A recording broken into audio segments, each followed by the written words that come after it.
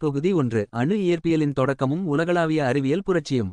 பிரிவு 1.6 செயற்கை கதிரியக்கம் மற்றும் ஐரீன் ஜோலியோட் கியூரியின் ஆய்வுகள். ஆய்வறிக்கை 1. ஆய்வு அறிமுகம் மற்றும் வரலாற்று பின்னணி. 1896 இல் ஹென்றி பெக்கரல் இயற்கை கதிரியக்கத்தைக் கண்டறிந்ததிலிருந்தும் மேரி மற்றும் பியர் கியூரி தம்பதியர் ரேடியத்தை பிரித்தெடுத்ததிலிருந்தும் கதிரியக்கம் என்பது யுரேனியம், தோரியம், ரேடியம் போன்ற இயற்கையில் கிடைக்கக்கூடிய குறிப்பிட்ட கனமான தனிமங்களுக்கு மட்டுமே உரிய இயல்பான பண்பாக கருதப்பட்டது. 1930 களின் தொடக்கம் வரை இயற்கையில் உள்ள நிலையற்ற அணுக்கருக்கள் மட்டுமே சிதைவடைந்து கதிர்வீச்சை உமிழ்கின்றன என்றும் நிலையான லேசான தனிமங்களை மனிதனால் கதிரியக்க தனிமங்களாக மாற்ற முடியாது என்றும் விஞ்ஞான உலகம் நம்பியது. மேரி கியூரி பியர் கியூரி தம்பதியரின் மகளான Irene Joliot Curie Irene Joliot Curie மற்றும் அவரது கணவர் Frederic Joliot Curie Frederic Joliot Curie ஆகியோர் பாரிஸில் உள்ள ரேடியம் நிறுவனத்தில் ரேடியம் இன்ஸ்டிடியூட் மேற்கொண்ட வரலாற்று சிறப்புமிக்க சோதனைகள் இக்கருத்தை முற்றிலும் தலைகீழாக மாற்றின. இயற்கையில் கதிரியக்க பண்பு அற்ற நிலையான இலகுவான தனிமங்களை ஆய்வகத்தில் செயற்கையாக கதிரியக்க நிலைக்கு மாற்ற முடியும் என்பதை அவர்கள் நிரூபித்தனர். 2. செயற்கை கதிரியக்கம் கண்டறியப்பட்ட வரலாற்றுச் சோதனை. 1934 1933 மற்றும் 1934 ஆண்டின் தொடக்கத்தில் ஜோலியோட் கியூரி தம்பதியர் சக்திவாய்ந்த பொலோனியம் கோபால்ட் மூலத்திலிருந்து வெளிவந்த அதிவேக ஆல்ஃபா துகள்களை ஆல்ஃபா பார்டகல்ஸ் ஹீலியம் அணுக்கருக்கள் அடிக்கோடு 24 text He aluminium text Al boron text B மற்றும் மெக்னீசியம் டெக்ஸ்ட் இம் போன்ற இலகுவான தனிமங்களின் மீது மோதவிட்டு ஆராய்ந்தனர். சோதனையின் கட்டமைப்பு மற்றும் விசித்திரமான உற்றுநோக்கல். ஆல்ஃபா தாக்குதல். அலுமினியம் மெலிதாக்கப்பட்ட தகட்டின் மீது ஆல்ஃபா துகள்கள் பாய்ச்சப்பட்டபோது அங்கிருந்து நியூட்ரான்களும் அதே வேளையில் பாசிட்ரான்களும் பொசட்ரான்ஸ் எதிர் எலக்ட்ரான்கள் அடிக்கோடு 10 டெக்ஸ்ட் ஏ கூரை குறி கூட்டல் வெளிப்படுவதை அவர்கள் கவனித்தனர். கதிரியக்கத்தின் தொடர்ச்சி. ஆல்ஃபா துகள்களை உமிழும் பொலோனியம் மூலத்தை அலுமினிய தகட்டிலிருந்து அப்பால் அகற்றிய பிறகும் அலுமினிய தகடு தொடர்ந்து பாசிட்ரான்களை உமிழ்ந்து கொண்டே இருந்தது. அரைவாழ்வு காலம் ஹாஃப் லைஃப். ஆல்ஃபா கதிர்வீச்சு நிறுத்தப்பட்ட பிறகும் அலுமினியம் தகட்டின் கதிரியக்கச் செறிவு ஒரு குறிப்பிட்ட அரைவாழ்வு காலத்துடன் சுமார் 3 நிமிடங்கள் 15 வினாடிகள் அதிவேகமாக குறைவதை எக்ஸ்பனென்ஷியல் டக்கே கீகர் முல்லர் எண்ணி கைகர் முலர் கவுண்டர் மூலம் அவர்கள் பதிவு செய்தனர். 3. அணுக்கரு வினைகளின் வேதியியல் மற்றும் இயற்பியல் பகுப்பாய்வு. ஜோலியோட் கியூரி தம்பதியர் இந்த நிகழ்வின் பின்னணியில் உள்ள அணுக்கரு மாற்றத்தை வேதியியல் மற்றும் இயற்பியல் ரீதியாக தெளிவாக விவரித்தனர். 1. அலுமினியத்தின் செயற்க உருமாற்றம். அலுமினியம் -27 அணுக்கரு ஒரு ஆல்ஃபா துகளை உறிஞ்சி ஒரு நியூட்ரானை வெளித்தள்ளி பாஸ்பரஸ் -30 அடிக்கோடு 15 கூரைக்குறி 30 டெக்ஸ்ட் பி எனும் புதிய ஐசோடோப்பாக மாறுகிறது.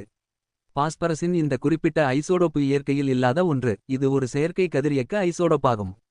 வேதியியல் மேதைமையின் நிரூபணம். கதிரியக்கத்தால் உருவானது உண்மையிலேயே பாஸ்பரஸ் தான் என்பதை வேதியியல் ரீதியாக நிரூபிக்க அவர்கள் மிக குறுகிய காலத்தில் 3 நிமிடங்களுக்குள் அலுமினிய கலவையை அமிலத்தில் கரைத்து வெளிவந்த வாயுவை சேகரித்து அது பாஸ்பரஸ் ஹைட்ரைடு பாஸ்பீன் காஸ் என்பதையும் கதிரியக்கம் அந்த வாயுவிலேயே உள்ளது என்பதையும் நிரூபித்து உலகையே வியப்பில் ஆழ்த்தினர். இக்கண்டுபிடிப்பிற்காக ஐரீன் ஜோலியோட் கியூரி மற்றும் ஃபிரெடரிக் ஜோலியோட் கியூரி தம்பதியருக்கு 1935 ஆண்டிற்கான வேதியியலுக்கான நோபல் பரிசு வழங்கப்பட்டது. அணுக்கரு வினைகளின் இயற்பியல் மற்றும் வேதியியல் பகுப்பாய்வு. அணுக்கரு வினைகள் என்பது அணுவின் மைய பகுதியான உட்கருவில் நியூக்ளியஸ் ஏற்படும் அடிப்படை மாற்றங்களையும் அதன் மூலம் வெளிப்படும் பிரம்மாண்டமான ஆற்றலையும் ஆராயும் ஒரு அறிவியல் புலமாகும். சாதாரண வேதியியல் வினைகளில் அணுக்களின் வெளி வட்டத்தில் சுற்றும் எலக்ட்ரான்கள் மட்டுமே பங்கேற்கின்றன. அணுவின் அடையாளம் மாறுவதில்லை. ஆனால் அணுக்கரு வினைகளில் அணுவின் இதய பகுதியான புரோட்டான்களும் நியூட்ரான்களும் நேரடியாக மாற்றமடைந்து ஒரு தனிமமே முற்றிலும் வேறொரு புதிய தனிமமாக உருமாறுகிறது. நிறை இழப்பும் ஆற்றல் உருவாக்கமும் மாஸ் டெஃபெக்ட் மற்றும் எனர்ஜி ரிலீஸ். அணுக்கரு வினைகளின் மிக முக்கிய இயற்பியல் தத்துவம் நிறை மற்றும் ஆற்றலுக்கு இடையே உள்ள தொடர்பு ஆகும். ஒரு அணுக்கரு எவ்வாறு உருவாகிறது என்று ஆராய்ந்தால் ஒரு வியப்பான உண்மை புலப்படும். ஒரு உட்கருவை உருவாக்க தேவையான புரோட்டான்கள் மற்றும் நியூட்ரான்களின் தனித்தனி நிறைகளை கூட்டி பார்த்தால் வரும் மதிப்பை விட அவை ஒன்றாக இணைந்து உருவான முழு அணுக்கருவின் நிறை சற்று குறைவாகவே இருக்கும். இந்த காணாமல் போன நிறையே நிறைக்குறைவு மாஸ் டெஃபெக்ட் எனப்படுகிறது. இந்த மறையும் நிறை எங்கே போகிறது என்றால் அது முழுவதுமாக அளப்பரிய ஆற்றலாக மாறுகிறது. நிறையும் ஆற்றலும் வேறு வேறல்ல. நிறையானது ஆற்றலின் செறிவூட்டப்பட்ட ஒரு வடிவம் மட்டுமே. அணுக்கரு உருவாகும்போது மறையும் மிகச் சிறிய அளவிலான நிறை கூட ஒளியின் திசைவேகத்தின் பெருக்கல் காரணியால் பிரம்மாண்டமான வெப்ப மற்றும் கதிர்வீச்சு ஆற்றலாக உருவெடுக்கிறது. இதுவே அணு உலைகளிலும் விண்மீன்களிலும் வெளிப்படும் பேராற்றலின் மூல ஆதாரமாகும். பிணைப்பு ஆற்றலும் நிலைப்புத்தன்மையும் பைண்டிங் எனர்ஜி மற்றும் ஸ்டெபிலிட்டி. ஒரு அணுக்கருவுக்குள் நேர்மின்னூட்டம் கொண்ட புரோட்டான்கள் ஒன்றை ஒன்று விலக்க முயலும். அவையனைத்தையும் நியூட்ரான்களோடு சேர்த்து மிகச்சிறிய இடைவெளிக்குள் இறுக்கமாக பிணைத்து வைத்திருக்க ஒரு வலிமையான விசை தேவைப்படுகிறது. இந்த ஆற்றலே பிணைப்பு ஆற்றல் பைண்டிங் எனர்ஜி எனப்படுகிறது. தனித்தனி துகள்களுக்கான பிணைப்பு ஆற்றல் அணுக்கருவில் உள்ள மொத்த துகள்களின் எண்ணிக்கையால் புரோட்டான்கள் கூட்டல் நியூட்ரான்கள் மொத்த பிணைப்பு ஆற்றலை வகுத்தால் ஒவ்வொரு துகளுக்கும் எவ்வளவு பிணைப்பு சக்தி கிடைக்கிறது என்பது தெரியும். நிலைப்புத்தன்மை விதி நடுநிலையான நிறை கொண்ட தனிமங்கள் குறிப்பாக இரும்பு போன்ற தனிமங்கள் மிக அதிக பிணைப்பு ஆற்றலை கொண்டுள்ளன. எனவே அவை இயற்கையிலேயே மிகவும் நிலைப்புத்தன்மை ஸ்டெபிலிட்டி கொண்டவை. ஆற்றல் வெளியீட்டின் ரகசியம் மிக லேசான அணுக்கருக்கள் ஒன்று சேரும்போதோ அல்லது மிக கனமான அணுக்கருக்கள் பிளவுபடும்போதோ அவை இரண்டும் அதிக நிலைப்புத்தன்மை கொண்ட நடுத்தர நிலையை அடைய முயல்கின்றன. இந்த மாற்றத்தின் போது எஞ்சும் ஆற்றல் வெளிப்புறத்தில் வெப்பமாகவும் ஒளியாகவும் விடுபடுகிறது. அணுக்கரு பிளவும் இணைவும் ஃபிஷன் மற்றும் ஃபியூஷன். இயற்பியல் பகுப்பாய்வில் அணுக்கரு வினைகள் இரண்டு முதன்மை பிரிவுகளாக பிரிக்கப்படுகின்றன. 1. அணுக்கரு பிளவு நியூக்ளியர் ஃபிஷன். யூரேனியம் அல்லது புளுட்டோனியம் போன்ற பருமனான கனமான அணுக்கருக்கள் மீது மெதுவாக நகரும் நியூட்ரான் ஒன்று மோதும்போது அந்த உட்கரு நிலைப்புத்தன்மையை இழந்து இரண்டு நடுத்தர அளவிலான புதிய உட்கருக்களாக உடைவடைகிறது. இவ்வினையின் போது கணிசமான நிறை குறைவு ஏற்பட்டு ஆற்றல் வெளியாவதுடன் கூடுதல் நியூட்ரான்களும் வெளிவருகின்றன. இந்த புதிய நியூட்ரான்கள் அருகில் உள்ள பிற யூரேனியம் அணுக்களையும் பிளக்கத் தொடங்குவதால் இது ஒரு தொடர்வினை சேன் ரியாக்ஷன் ஆக மாறுகிறது. அணுமின் நிலையங்களில் கட்டுப்படுத்தப்பட்ட முறையிலும் அணு ஆயுதங்களில் கட்டுப்பாடற்ற முறையிலும் இந்த தத்துவமே பயன்படுத்தப்படுகிறது. 2. அணுக்கரு இணைவு நியூக்ளியர் ஃபியூஷன். ஹைட்ரஜன் போன்ற மிக லேசான அணுக்கருக்கள் மிக கடுமையான வெப்பம் மற்றும் அழுத்தச் சூழலில் ஒன்றுடன் ஒன்று மோதி ஹீலியம் போன்ற சற்றே கனமான அணுக்கருவாக மாறும் வினையாகும். பிளவு வினையை விட இணைவு வினையில் நிறை இழப்பு விகிதம் மிக அதிகம் என்பதால் இதில் வெளிப்படும் ஆற்றல் பன்மடங்கு அதிகம். சூரியன் மற்றும் விண்மீன்களின் மையப்பகுதியில் கோடிக்கணக்கான ஆண்டுகளாக தொடர்ந்து ஒளி வீசுவதற்கும் வெப்பம் தருவதற்கும் இந்த அணுக்கரு இணைவு வினையே காரணமாகும். கதிரியக்கச் சிதைவும் அரைவாழ்வு காலமும் ரேடியோ ஆக்டிவ் டக்கே மற்றும் ஹாஃப் லைஃப். இயற்கையிலேயே சில கனமான அணுக்கருக்கள் நிலையற்றதாக இருக்கும். அவை தங்களுக்குள் இருக்கும் அதிகப்படியான ஆற்றலையோ துகள்களையோ வெளியேற்றி நிலைப்புத்தன்மை பெற முயலும். நிகழ்முறை கதிரியக்கச் சிதைவு எனப்படுகிறது. வெளியேறும் கதிர்கள் இச்சிதைவின் போது ஆல்பா துகள்கள் ஹீலியம் உட்கரு பீட்டா துகள்கள் வேகமான எலக்ட்ரான்கள் மற்றும் காமா கதிர்கள் உயர் ஆற்றல் மின்காந்த அலைகள் உமிழப்படுகின்றன. அரைவாழ்வு காலம் ஹாஃப் லைஃப் ஒரு கதிரியக்க பொருளில் உள்ள மொத்த அணுக்களின் எண்ணிக்கையில் சரியாக பாதி அளவு அணுக்கள் சிதைவடைந்து மாறுவதற்கு எடுத்துக்கொள்ளும் கால அளவு அரைவாழ்வு காலம் எனப்படும். சிதைவு விகிதம் கதிரியக்க சிதைவு என்பது நேரத்தை பொறுத்து அடுக்குக்குறி முறையில் எக்ஸ்பனென்ஷியலி குறையும் இயல்புடையது. தொடக்கத்தில் வேகமாகச் சிதையும் அணுக்களின் எண்ணிக்கை காலம் செல்லச் செல்ல மெதுவாகும். ஆனால் பாதியாக குறைய ஆகும் காலம் அரைவாழ்வு காலம் அந்த குறிப்பிட்ட தனிமத்திற்கு எப்போதும் மாறாமல் நிலையாகவே இருக்கும். வேதியியல் பகுப்பாய்வும் ரேடியோ வேதியியலும் கெமிக்கல் ஆஸ்பெக்ட்ஸ் மற்றும் ஆப்ளிகேஷன்ஸ். அணுக்கரு வினைகள் இயற்பியல் சார்ந்ததாக தோன்றினாலும் வேதியியல் ரீதியாக அவை புதிய தனிமங்களை உருவாக்கும் வல்லமை பெற்றவை. தனிம மாற்றம் டிரான்ஸ்மியூட்டேஷன் ஒரு அணுக்கரு தன் புரோட்டான் எண்ணிக்கையை இழக்கும்போதோ அல்லது பெறும்போது அதன் அணு எண் மாறி முற்றிலும் புதிய வேதியியல் பண்புகளை கொண்ட தனிமமாக மாறுகிறது. எடுத்துக்காட்டாக யூரேனியம் பிளவுபடும்போது பேரியம் மற்றும் கிரிப்டான் போன்ற முற்றிலும் வேறுபட்ட வேதியியல் தனிமங்கள் உருவாகின்றன. ஐசோடோப்புகள் ஐசோடோப்ஸ் ஒரே அணு எண்ணையும் ஒரே எண்ணிக்கையிலான புரோட்டான்கள் வேறுபட்ட நிறை எண்ணையும் வெவ்வேறு எண்ணிக்கையிலான நியூட்ரான்கள் கொண்ட அணுக்கள் ஐசோடோப்புகள் எனப்படும். இவற்றின் வேதியியல் பண்புகள் ஒன்றாக இருந்தாலும் அணுக்கரு பண்புகள் மாறுபடும். நடைமுறை பயன்பாடுகள் கார்பன் காலக்கணிப்பு கார்பன் டேட்டங் தொல்லியல் பொருட்களில் உள்ள கதிரியக்க கார்பனின் அரைவாழ்வு காலத்தை கணக்கிட்டு அப்பொருள் எத்தனை ஆயிரம் ஆண்டுகள் பழமையானது என்பதை வேதியியல் பகுப்பாய்வு மூலம் துல்லியமாக கண்டறிய முடிகிறது. மருத்துவத்துறை கதிரியக்க ஐசோடோப்புகள் உடலில் உள்ள புற்றுநோய் செல்லை கண்டறியவும் தைராய்டு கோளாறுகளுக்கு சிகிச்சை அளிக்கவும் மருத்துவக் கருவிகளை கிருமி நீக்கம் செய்யவும் பயன்படுகிறது. வேதியியல் சுவடு அறிதல் ட்ரேசர் டெக்னிக்ஸ் தாவரங்கள் ஊட்டச்சத்துக்களை எவ்வாறு உறிஞ்சுகின்றன அல்லது மனித உடலில் மருந்துகள் எவ்வாறு நகர்கின்றன என்பதை கதிரியக்க குறிகாட்டிகள் மூலம் கண்காணிக்க முடிகிறது. அணுக்கரு வினைகள் என்பது அணுவின் உட்கருவில் ஏற்படும் நிறை இழப்பு மற்றும் பிணைப்பு ஆற்றல் மாற்றங்களை உள்ளடக்கிய இயற்பியல் விதிகளையும் அதன் மூலம் நிகழும் புதிய தனிம உருவாக்கம் மற்றும் கதிரியக்க ஐசோடோப்புகளின் பயன்பாடுகளை கொண்ட வேதியியல் விதிகளையும் இணைக்கும் ஒரு ஒருங்கிணைந்த அறிவியல் துறையாகும். 4. செயற்கை கதிரியக்கத்தின் அறிவியல் மற்றும் தொழில்நுட்ப தாக்கங்கள். செயற்கை கதிரியக்கத்தின் ஆர்டிஃபிஷியல் அன்டியூஸ்ட் ரேடியோ ஆக்டிவிட்டி கண்டுபிடிப்பு அணு இயற்பியல் மற்றும் மருத்துவத் துறையில் ஒரு புதிய சகாப்தத்தை தொடங்கி வைத்தது. என்ரிகோ ஃபெர்மியின் ஆராய்ச்சிக்கு வழிகோலியது. ஜோலியோட் கியூரியின் சோதனையை பின்பற்றி இத்தாலிய இயற்பியலாளர் என்ரிகோ ஃபெர்மி ஆல்ஃபா துகள்களுக்கு பதிலாக புதிதாக கண்டறியப்பட்ட மின்சுமையற்ற நியூட்ரான்களைக் கொண்டு அனைத்து தனிமங்களையும் தாக்கி நூற்றுக்கணக்கான புதிய செயற்கை கதிரியக்க ஐசோடோப்புகளை உருவாக்கத் தொடங்கினார். இது இறுதியில் யுரேனியம் பிளவிற்கும் நியூக்ளியர் ஃபிஷன் அணு யுகத்திற்கும் வழிவகுத்தது.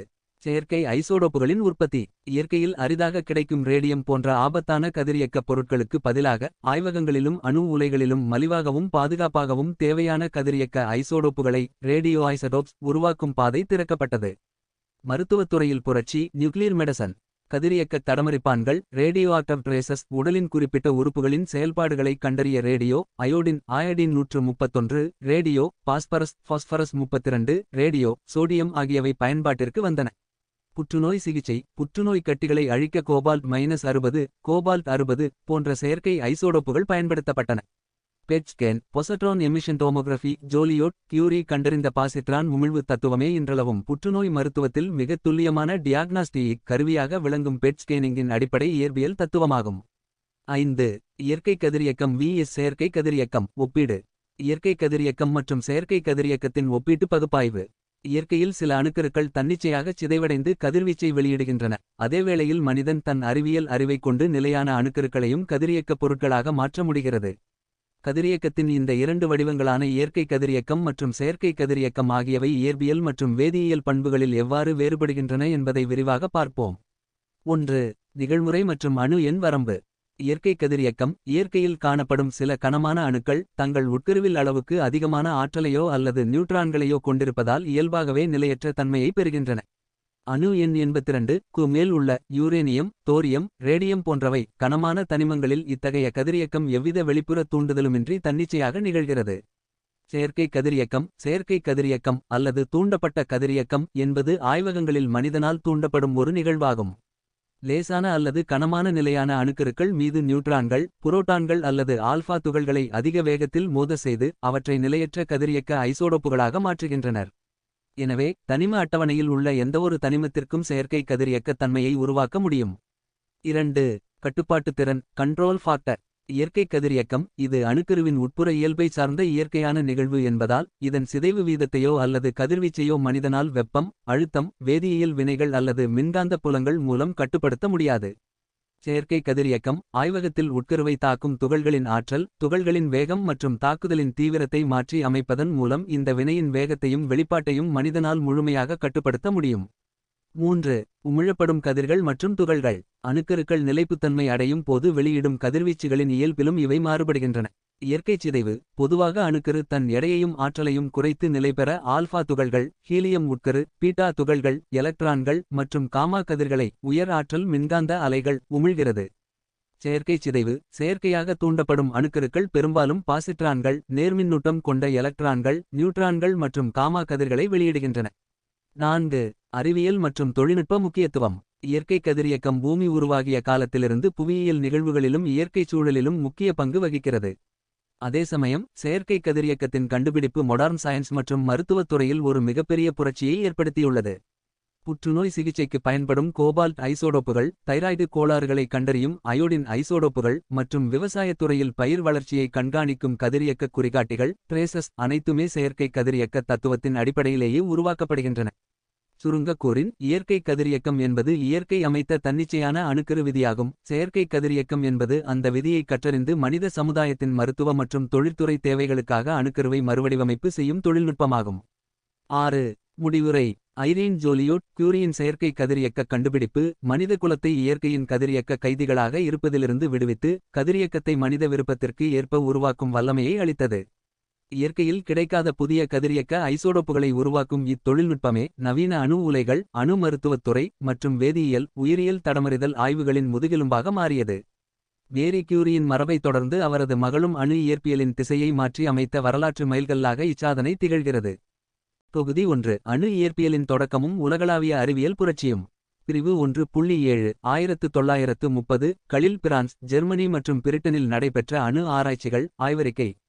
1. ஆய்வு அறிமுகம். 1930 கள் உலக அணு இயற்பியல் வரலாற்றில் மிக முக்கியமான பொற்காலமாக கருதப்படுகிறது. இத்தசாப்தத்தின் தொடக்கத்தில் அணுக்கருவின் அமைப்பு பற்றிய எளிய புரிதல்களே இருந்தன. ஆனால் 1930 முதல் 1939 வரையிலான பத்தாண்டுகளில் ஐரோப்பாவின் 3 முக்கிய மையங்களான பிரான்ஸ், பிரிட்டன் மற்றும் ஜெர்மனி ஆகிய நாடுகளின் ஆய்வகங்களில் ஏற்பட்ட அறிவியல் கண்டுபிடிப்புகள் நவீன அணு ஆற்றல் யுகத்திற்கும் இரண்டாம் உலகப் போரின் இராணுவப் போட்டிக்கும் வித்திட்டன. 2. பிரிட்டன். கேவெண்டிஷ் ஆய்வகமும் அடிப்படை துகள்களின் கண்டுபிடிப்பும். கேம்பிரிட்ஜ் பல்கலைக்கழகத்தில் இயங்கிய கேவெண்டிஷ் ஆய்வகம் காவண்டஷ் லாபரேட்டரி எர்னஸ்ட் ரதர்ஃபோர்டின் ஆர்னஸ்ட் ரதர்ஃபோர்ட் தலைமையின் கீழ் அணு இயற்பியலின் உலகளாவிய மையமாக திகழ்ந்தது. நியூட்ரானின் கண்டுபிடிப்பு 1932. ஜேம்ஸ் சாட்வக் மின்சுமையற்ற அணுக்கரு துகளான நியூட்ரானை டெக்ஸ்ட் எண் கூரைக்குறி 0 கண்டறிந்தார். பெரிலியத்தை ஆல்ஃபா துகள்களால் தாக்கியபோது வெளிவந்த கதிர்வீச்சை ஆராய்ந்து அது புரோட்டானின் நிறைக்குச் சமமான மின்சுமையற்ற துகள் என்பதை நிரூபித்தார். இது அணுக்கரு வினைகளை தூண்டுவதற்கான மிகச்சிறந்த ஆயுதமாக மாறியது. செயற்கை முறையில் அணுக்கரு பிளவு 1932. ஜான் காக்ஸ்ராஃப்ட் மற்றும் ஆர்னஸ்ட் வால்டன் ஆகியோர் துகள்தாக்கியை பாடகல் எக்ஸலரேட்டர் உருவாக்கி அதிக மின்னழுத்தத்தில் புரோட்டான்களை முடுக்கி லித்தியம் அணுக்கருவை தாக்கினர். இதன் மூலம் செயற்கை முறையில் அணுக்கருவை உடைத்து ஆல்ஃபா துகள்களாக பிரித்தனர். மாஸ் ஸ்பெக்ட்ரோகிராஃப் மேம்பாடுகள் 1933 முதல் 1936 வரை. பிரான்சஸ் ஆஸ்டன் மாஸ் ஸ்பெக்ட்ரோமீட்டர் மூலம் பல்வேறு தனிமங்களின் ஐசோடோப்புகளின் நிறை குறைபாட்டை மாஸ் டெஃபெக்ட் துல்லியமாக கணித்து ஐன்ஸ்டீனின் கூரைக்குறி 2 சமன்பாட்டை உறுதிப்படுத்தினார். 3. பிரான்ஸ் ரேடியம் நிறுவனமும் செயற்கை கதிரியக்கமும். பாரிஸில் உள்ள ரேடியம் நிறுவனம் ரேடியம் இன்ஸ்டிடியூட் டு ரேடியம் மேரி கியூரியின் வழிகாட்டுதலிலும் பின்னர் அவரது மகள் ஐரீன் ஜோலியோட் கியூரி மற்றும் பிரெடரிக் ஜோலியோட் கியூரி தம்பதியரின் தலைமையிலும் புதிய எல்லைகளை தொட்டது. செயற்கை கதிரியக்கம் 1934 பொலோனியம் மூலத்திலிருந்து வெளிவந்த ஆல்ஃபா துகள்களைக் கொண்டு அலுமினியத்தை தாக்கியபோது தொடர் பாசிட்ரான் உமிழ்வை கண்டறிந்தனர். இதன் மூலம் இயற்கையில் கதிரியக்கமற்ற தனிமங்களை செயற்கையாக கதிரியக்க ஐசோடோப்புகளாக அடிக்கோடு 15 கூரைக்குறி 30 டெக்ஸ்ட் பி மாற்ற முடியும் என்பதை நிரூபித்தனர். 1935 நோபல் பரிசு. தொடர் வினைக்கான சாத்தியம் 1939 பிரெடரிக் ஜோலியோட் கியூரி ஹான் வான் ஹாப்பனின் மற்றும் பிரான்சிஸ் பெரின் ஆகியோர் யுரேனியம் பிளவின் போது கூடுதல் நியூட்ரான்கள் வெளிப்படுவதை நிறுவி கட்டுப்படுத்தப்பட்ட தொடர்வினை சேன் ரியாக்ஷன் மற்றும் அணு உலைக்கான நியூக்ளியர் ரியாக்டர் கோட்பாட்டு அடிப்படையை உருவாக்கினர். 4. ஜெர்மனி கைசர் வில்ஹெல்ம் நிறுவனமும் அணுக்கரு பிளவின் கண்டுபிடிப்பும். பெர்லினில் அமைந்திருந்த கைசர் வில்ஹெல்ம் வேதியியல் நிறுவனம் காய்சர் வில்ஹெல்ம் இன்ஸ்டிடியூட் ஃபார் கெமிஸ்ட்ரி கதிரியக்க வேதியியலின் முக்கிய மையமாக இருந்தது. முக்கிய அறிவியல் மைல்கற்கள். யுரேனியம் தாக்குதல் சோதனைகள் 1934 முதல் 1938 வரை. ஓட்டோ ஹான் லிஸ் மெய்ட்னர் மற்றும் ஃபிரிட்ஸ் ஸ்ட்ராஸ்மன் ஆகியோர் மெதுவான நியூட்ரான்களைக் கொண்டு யுரேனியத்தை தாக்கி புதிய யுரேனியத்திற்கு அப்பாற்பட்ட தனிமங்களை டிரான்சோரனிக் எலமெண்ட்ஸ் உருவாக்க முயன்றனர். வரலாற்றுச் சிறப்புமிக்க அணுக்கரு பிளவு டிசம்பர் 1938. யுரேனியத்தை நியூட்ரானால் தாக்கிய பின் உருவான விளைபொருட்களை இரசாயன பகுப்பாய்வு செய்த ஓட்டோ ஹானும் ஸ்ட்ராஸ்மேனும் அங்கு ரேடியத்திற்கு பதிலாக மிக லேசான பேரியம் அடிக்கோடு 56 டெக்ஸ்ட் பா அணுக்கள் இருப்பதை வியப்புடன் கண்டறிந்தனர். இயற்பியல் விளக்கம் 1939. நாஜி ஜெர்மனியிலிருந்து தப்பிச் சென்ற லிஸ் மீட்னர் மற்றும் அவரது மருமகன் ஓட்டோ ஃப்ரிஷ் ஆகியோர் ஸ்வீடனில் வைத்து இத்தரவுகளை பகுப்பாய்வு செய்து யுரேனியம் அணுக்கரு 2 பெரிய துண்டுகளாக பிளவுபட்டுள்ளது நியூக்ளியர் ஃபிஷன் என்பதை இயற்பியல் ரீதியாக விளக்கி பெருமளவிலான ஆற்றல் கூரைக்குறி 2 வெளிப்படுவதை கணக்கிட்டனர். 5. 3 நாடுகளின் அணுகுமுறைகள் ஒப்பீட்டு அட்டவணை. 20ஆம் நூற்றாண்டு ஐரோப்பிய அணுக்கரு ஆராய்ச்சியின் 3 தூண்கள் பிரிட்டன் பிரான்ஸ் மற்றும் ஜெர்மனி. 20ஆம் நூற்றாண்டின் தொடக்கத்தில் அணுவின் இயற்பியல் மற்றும் வேதியியல் இரகசியங்களை வெளிக்கொணர்வதில் ஐரோப்பா உலகளாவிய மையமாக திகழ்ந்தது. குறிப்பாக பிரிட்டன் பிரான்ஸ் மற்றும் ஜெர்மனி ஆகிய 3 நாடுகள் வெவ்வேறு ஆராய்ச்சி அணுகுமுறைகள் முதன்மை மையங்கள் மற்றும் ஆளுமைகளின் மூலம் அணுக்கரு அறிவியலின் பொற்காலத்தை உருவாக்கின. இம்மூன்று நாடுகளின் பங்களிப்புகளையும் அவற்றின் சிறப்பம்சங்களையும் விரிவாக பார்ப்போம். 1. பிரிட்டன் அடிப்படை துகள்கள் மற்றும் அணுக்கரு இயற்பியலின் முன்னோடி. பிரிட்டனின் அணுக்கரு ஆராய்ச்சி என்பது முதன்மையாக அணுவின் இயற்பியல் கட்டமைப்பு மற்றும் அதன் அடிப்படை துகள்களை கண்டறிவதை மையமாக கொண்டிருந்தது. முதன்மை மையம் கேம்பிரிட்ஜ் பல்கலைக்கழகத்தில் அமைந்திருந்த புகழ்பெற்ற கேவெண்டிஷ் ஆய்வகம் காவண்டஷ் லாபரேட்டரி பிரிட்டனின் ஆராய்ச்சி நரம்பு மையமாகச் செயல்பட்டது. முக்கிய ஆளுமைகள் அணு இயற்பியலின் தந்தை என அழைக்கப்படும் எர்னஸ்ட் ரதர்ஃபோர்ட் நியூட்ரானை கண்டறிந்த ஜேம்ஸ் சாட்விக் மற்றும் துகள் முடுக்கிகளை உருவாக்கிய ஜான் காக்ராஃப்ட் ஆகியோர் இங்கு முதன்மை பங்காற்றினர். ஆராய்ச்சி அணுகுமுறை அணுக்கருவின் உட்புற இயற்பியல் வடிவமைப்பு அதை உருவாக்கும் அடிப்படை துகள்கள் மற்றும் ஆற்றல் மட்டங்களை ஆராய்வதையே பிரிட்டன் விஞ்ஞானிகள் முதன்மை அணுகுமுறையாக கொண்டிருந்தனர். முக்கிய திருப்புமுனைகள் ஜேம்ஸ் சாட்விக் மூலம் மின்னூட்டமற்ற நியூட்ரானை கண்டறிந்தமை இதுவே அணுக்கரு பிளவுக்கு வழிகோலியது. காக்ராஃப்ட் மற்றும் வால்டன் இணைந்து முதன்முதலில் செயற்கை முறையில் முடுக்கப்பட்ட துகள்களைக் கொண்டு அணுக்கருவை உடைத்து சாதனை படைத்தமை. 2. பிரான்ஸ் கதிரியக்க வேதியியல் மற்றும் செயற்கை கதிரியக்க புரட்சி. பிரான்ஸ் நாட்டின் அணுக்கரு ஆராய்ச்சி வேதியியலையும் இயற்பியலையும் இணைக்கும் கதிரியக்க ஐசோடோப்புகள் சார்ந்த ஆய்வுகளில் முன்னோடியாக திகழ்ந்தது. முதன்மை மையம் மேரி கியூரியின் நினைவாகவும் வழிகாட்டுதலிலும் இயங்கிய பாரிஸின் ரேடியம் நிறுவனம் ரேடியம் இன்ஸ்டிடியூட் பாரஸ் பிரான்சின் முதன்மை ஆராய்ச்சி மையமாக விளங்கியது. முக்கிய ஆளுமைகள் மேரி கியூரியின் மகளான ஐரீன் ஜோலியோட் கியூரி மற்றும் அவரது கணவர் பிரெட்டரிக் ஜோலியோட் கியூரி ஆகிய ஜோடி பிரான்சின் கதிரியக்க ஆராய்ச்சியை அடுத்த கட்டத்திற்கு எடுத்துச் சென்றனர். ஆராய்ச்சி அணுகுமுறை கதிரியக்க ஐசோடோப்புகளின் வேதியியல் பண்புகள் புதிய கதிரியக்க தனிமங்களை உருவாக்குதல் மற்றும் அணுக்கரு மாற்றங்களின் வேதியியல் விளைவுகளை ஆராய்வது பிரான்சின் பாணியாக இருந்தது. முக்கிய திருப்புமுனைகள் நிலையான தனிமங்களை செயற்கை கதிரியக்க பொருட்களாக மாற்றி அமைத்தமை இதற்காக அவர்களுக்கு நோபல் பரிசு வழங்கப்பட்டது. அணுக்கரு பிளவின் போது வெளிவரும் நியூட்ரான்கள் தொடர்வினையை சேன் ரியாக்ஷன் உருவாக்க முடியும் என்பதற்கான கோட்பாட்டு ரீதியான ஆதாரங்களை வெளிப்படுத்தியமை. 3. ஜெர்மனி கதிரியக்க வேதியியல் பகுப்பாய்வும் அணுக்கரு பிளவும். ஜெர்மனி நுட்பமான வேதியியல் பகுப்பாய்வு மற்றும் தனிம மாற்றங்களை துல்லியமாக கணிக்கும் கதிரியக்க வேதியியல் முறையில் தனிக்கவனம் செலுத்தியது. முதன்மை மையம் பெர்லினில் அமைந்திருந்த கைசர் வில்ஹெல்ம் நிறுவனம் காய்சர் வில்ஹெல்ம் இன்ஸ்டிடியூட் பார்லின் ஜெர்மனியின் இயற்பியல் மற்றும் வேதியியல் ஆய்வுகளின் தலைமை மையமாக திகழ்ந்தது. முக்கிய ஆளுமைகள் கதிரியக்க வேதியியல் வல்லுநர் ஓட்டோ ஹான் கோட்பாட்டு இயற்பியலாளர் லிஸ் மீட்னர் மற்றும் வேதியியலாளர் ஃபிரிட்ஸ் ஸ்ட்ராஸ்மேன் ஆகியோர் அடங்கிய குழு வரலாற்றுச் சிறப்புமிக்க ஆய்வுகளை மேற்கொண்டது. ஆராய்ச்சி அணுகுமுறை நியூட்ரான்களால் தாக்கப்படும் தனிமங்களை நுணுக்கமான வேதியியல் பகுப்பாய்விற்கு உட்படுத்தி உருவாகும் புதிய தனிமங்களின் பண்புகளை கண்டறியும் முறை பின்பற்றப்பட்டது. முக்கிய திருப்புமுனைகள் யூரேனியம் உட்கரு நியூட்ரானால் தாக்கப்படும்போது அது 2 சிறிய உட்கருக்களாக பிளவடைகிறது என்ற அணுக்கரு பிளவு நியூக்ளியர் ஃபிஷன் நிகழ்வை முதன்முதலில் கண்டறிந்து உலகிற்கு அறிவித்தமை. மனிதகுல வரலாற்றில் அணு ஆற்றல் யுகத்தை தொடக்கி வைத்த மிகப்பெரிய திருப்புமுனையாக இது அமைந்தது. முடிவுரை பிரிட்டனின் துகள் இயற்பியல் அணுகுமுறை நியூட்ரான் எனும் சாவி கையில் கிடைக்க காரணமாக இருந்தது. பிரான்சின் வேதியியல் அணுகுமுறை செயற்கை கதிரியக்கத்தையும் தொடர்வினையையும் விளக்கியது. ஜெர்மனியின் வேதியியல் பகுப்பாய்வு அணுவை பிளந்து பிரம்மாண்ட ஆற்றலை வெளியெடுக்கும் வழியை காட்டியது. இந்த மூன்றும் சேர்ந்தே நவீன அணுயுகத்தின் அடித்தளத்தை அமைத்தன. 6. அரசியல் சூழலும் 1930 களின் இறுதியும். 1930 களின் பிற்பகுதியில் ஐரோப்பாவில் நிலவிய அரசியல் பதற்றங்கள் அணு ஆராய்ச்சியின் போக்கையே மாற்றின. நாஜி ஆட்சி கெடுபிடிகள் 1933 இல் ஹிட்லர் ஆட்சியை கைப்பற்றியதைத் தொடர்ந்து யூத விஞ்ஞானிகள் ஜெர்மனியிலிருந்து வெளியேற்றப்பட்டனர். Lise Meitner Albert Einstein Leo Szilard Edward Teller போன்ற மேதைகள் வெளியேறியது ஜெர்மனியின் ஆராய்ச்சி பலத்தை குறைத்து அமெரிக்காவிற்கும் பிரிட்டனிற்கும் சாதகமாக அமைந்தது. இராணுவ பயன்பாட்டு சாத்தியம் 1939 அணுக்கரு பிளவின் மூலம் அதிக ஆற்றலும் தொடர்வினையும் சாத்தியம் என்பது தெரிந்தவுடன் 3 நாடுகளும் அணு ஆற்றலை ஆயுதமாக மாறுவது குறித்த இரகசிய ஆய்வுகளை தொடங்கின. பிரிட்டனில் மொட் குழு அமைக்கப்பட்டதும் ஜெர்மனியில் ஒரன்வரைன் யுரேனியம் கழகம் தொடங்கப்பட்டதும் அணு இயற்பியலை இராணுவமயமாக்கியதன் தொடக்கமாகும். 7. முடிவுரை 1930 களில் பிரான்ஸ் பிரிட்டன் மற்றும் ஜெர்மனியில் நடைபெற்ற தனித்துவமான ஆய்வுகள் ஒன்றோடொன்று பிணைக்கப்பட்டிருந்தன. பிரிட்டனின் சாட்விக் கண்டுபிடித்த நியூட்ரான் பிரான்சின் ஜோலியோட் கியூரி தம்பதியருக்கு செயற்கை கதிரியக்கத்தை உருவாக்க பயன்பட்டது. அதே நியூட்ரானை பயன்படுத்தி ஜெர்மனியில் ஓட்டோ ஹானும் மீட்னரும் அணுக்கரு பிளவை கண்டறிந்தனர். இக்கண்டுபிடிப்புகள் அணு இயற்பியலை வெறும் கோட்பாட்டளவிலிருந்து மாற்றி உலகையே மாற்றியமைக்கும் பேராற்றலாக உருவெடுக்கச் செய்தன. தொகுதி 1 அணு இயற்பியலின் தொடக்கமும் உலகளாவிய அறிவியல் புரட்சியும். பிரிவு 1.8 சர்வதேச அறிவியல் சமூகத்தின் அறிவு பகிர்வும் ஆரம்பகால எல்லைகளும் ஆய்வறிக்கை. 1.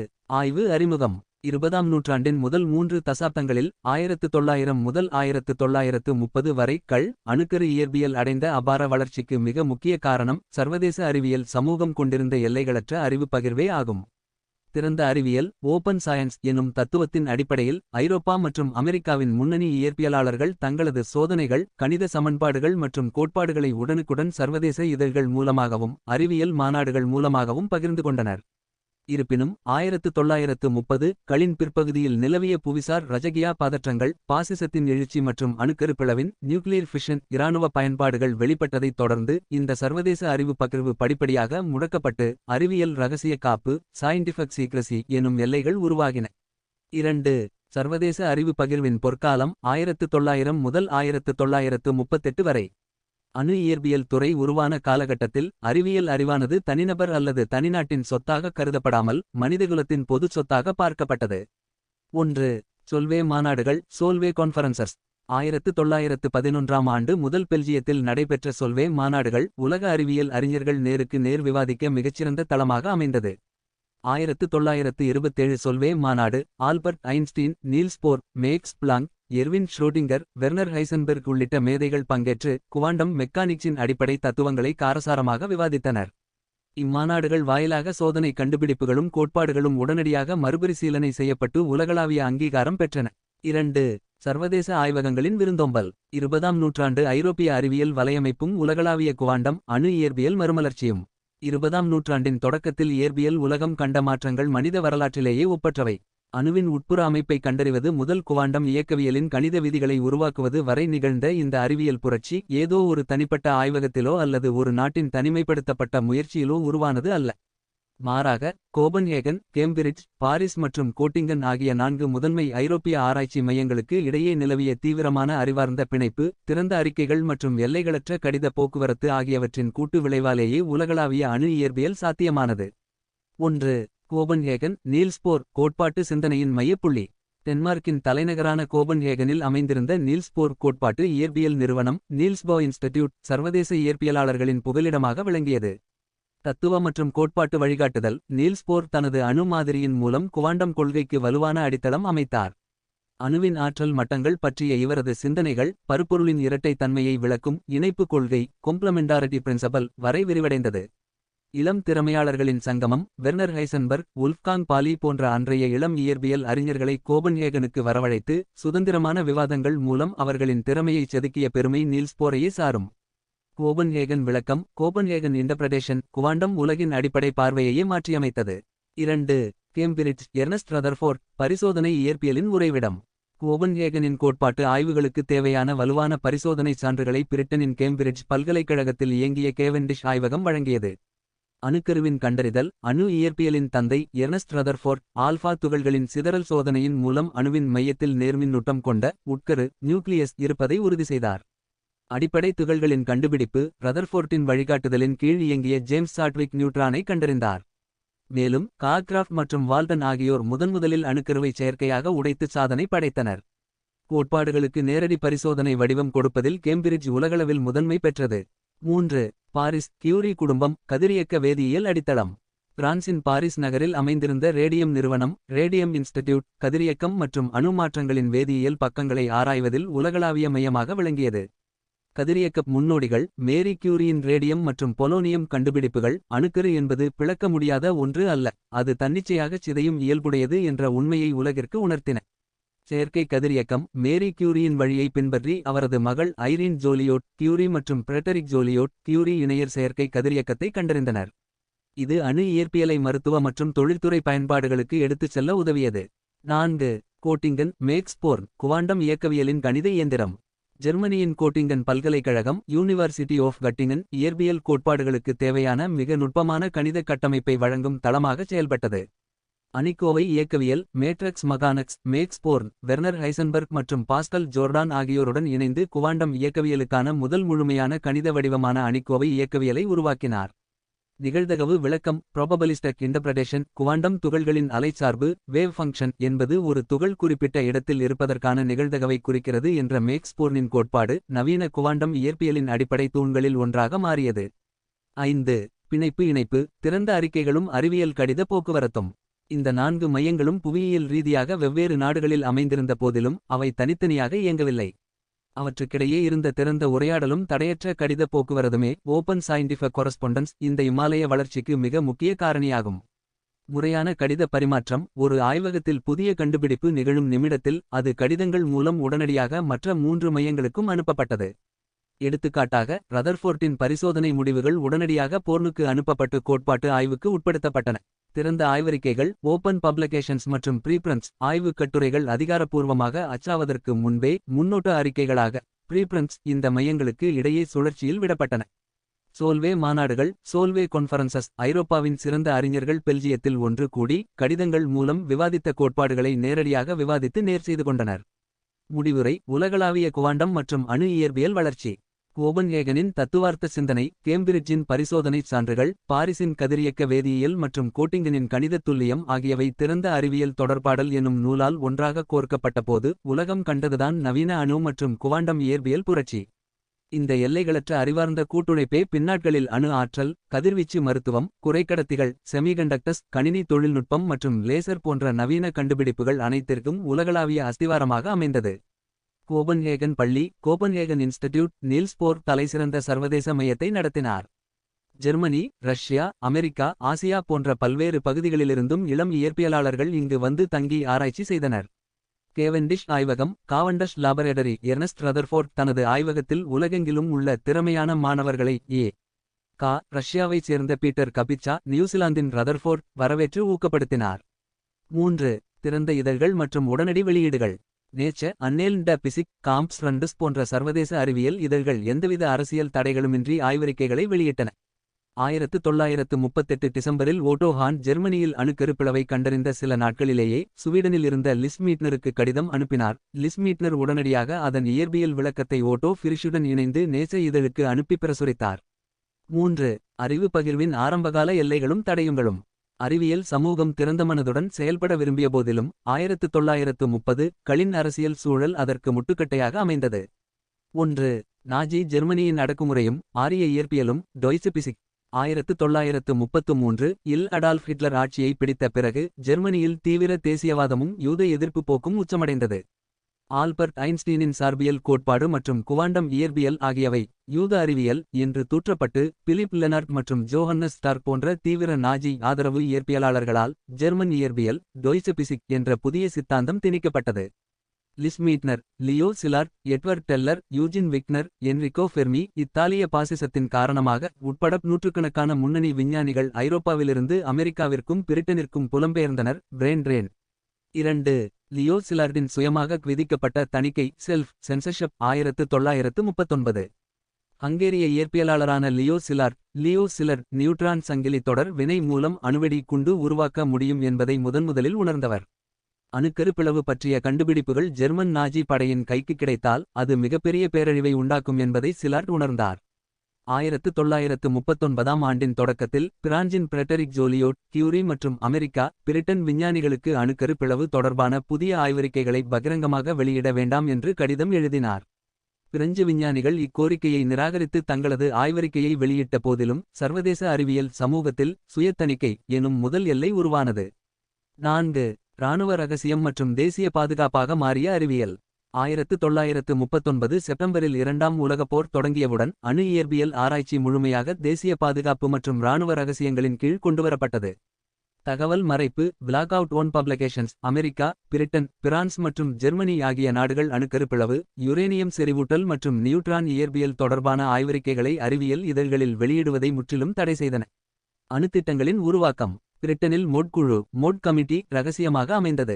ஜெர்மனியில் யுரேனியம் கழகம் ஒரன்வரைன் இராணுவ அமைச்சகத்தின் கீழ் இயங்கியது. அமெரிக்காவில் மேன்ஹேட்டன் திட்டம் மான்ஹாட்டன் ப்ராஜெக்ட் தொடங்கப்பட்டு உலக வரலாற்றிலேயே இல்லாத அளவிற்கு பிரம்மாண்டமான ரகசிய இராணுவ அறிவியல் கட்டமைப்பு உருவாக்கப்பட்டது. 5. பகிர்வு யுகம் vs ரகசிய யுகம் ஒப்பீட்டு பகுப்பாய்வு. அணு இயற்பியலின் வரலாற்று பாதை பன்னாட்டு பகிர்வு யுகத்திலிருந்து இராணுவ ரகசிய யுகம் வரை. 20ஆம் நூற்றாண்டின் தொடக்கத்தில் அணு இயற்பியல் துறை அடைந்த வளர்ச்சி உலக வரலாற்றில் இணையற்றது. ஆனால் இந்த ஆராய்ச்சியின் இயல்பும் கலாச்சாரமும் 1939ஆம் ஆண்டுக்கு முன் மற்றும் பின் என இரண்டு முற்றிலும் வேறுபட்ட காலகட்டங்களாக பிரிக்கப்படுகின்றன.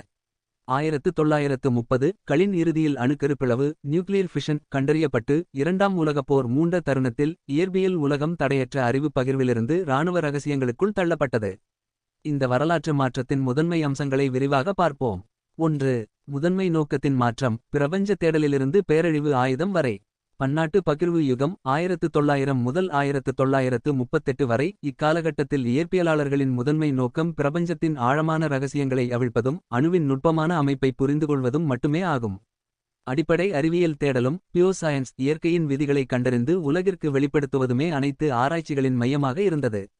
இராணுவ ரகசிய யுகம் 1939 இக்கு பின் அணுவை பிளப்பதன் மூலம் பிரம்மாண்டமான ஆற்றலை வெளிப்படுத்த முடியும் என்பது உறுதியானதும் ஆய்வுகளின் நோக்கம் தலைகீழாக மாறியது. அணு ஆற்றலை சக்திவாய்ந்த பேரழிவு ஆயுதமாக மாற்றுவதும் அதை தேசிய பாதுகாப்பு மற்றும் உலகளாவிய இராணுவ மேலாதிக்கத்திற்காக பயன்படுத்துவதுமே முதன்மை இலக்கானது. 2.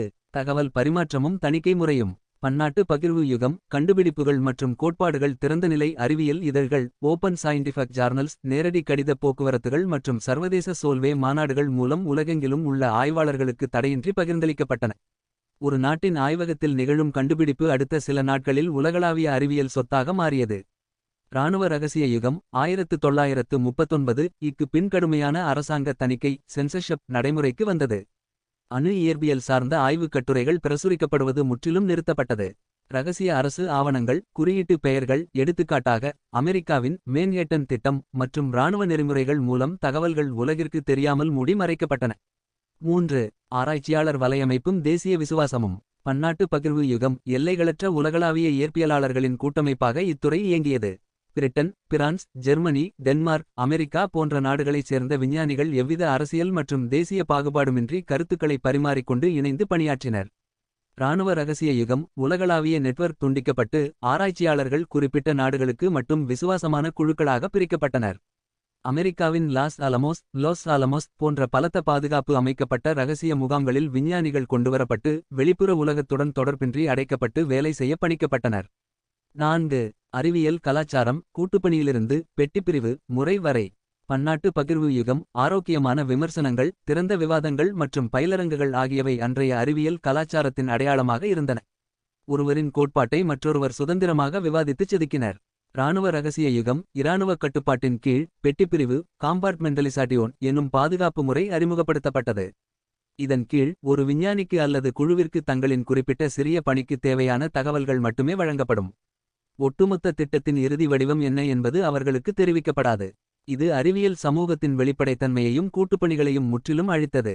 முடிவுரை. 1939ஆம் ஆண்டு நிகழ்ந்த இந்த வரலாற்று மாற்றம் அணு இயற்பியலின் திசையையே முற்றிலும் மாற்றி அமைத்தது. பிரபஞ்சத்தின் விதிகளை அறியத் தொடங்கிய தூய அறிவியல் பயணம் உலக நாடுகளின் அரசியல் வரைபடத்தையும் சர்வதேச உறவுகளையும் தீர்மானிக்கும் இராணுவ சக்தியாக உருவெடுத்தது. இது மனிதகுலத்திற்கு அணுமின் சக்தி எனும் மாபெரும் ஆற்றலையும் அதே நேரத்தில் அணுவாயுத போர் எனும் நிரந்தர பச்சத்தையும் ஒரே நேரத்தில் பரிசளித்தது. 6. முடிவுரை. 19ஆம் நூற்றாண்டின் இறுதியில் தொடங்கி 1930 களின் பாசப்பெர் வரை நிலவிய தடையற்ற சர்வதேச அறிவு பகிர்வே அணு இயற்பியலின் அசாத்திய வளர்ச்சிக்கு முதன்மை காரணியாக விளங்கியது. உலகின் பல்வேறு மூலையிலிருந்த விஞ்ஞானிகளின் கூட்டு உழைப்பே அணுக்கருவின் ரகசியங்களை அவிழ்க்க உதவியது.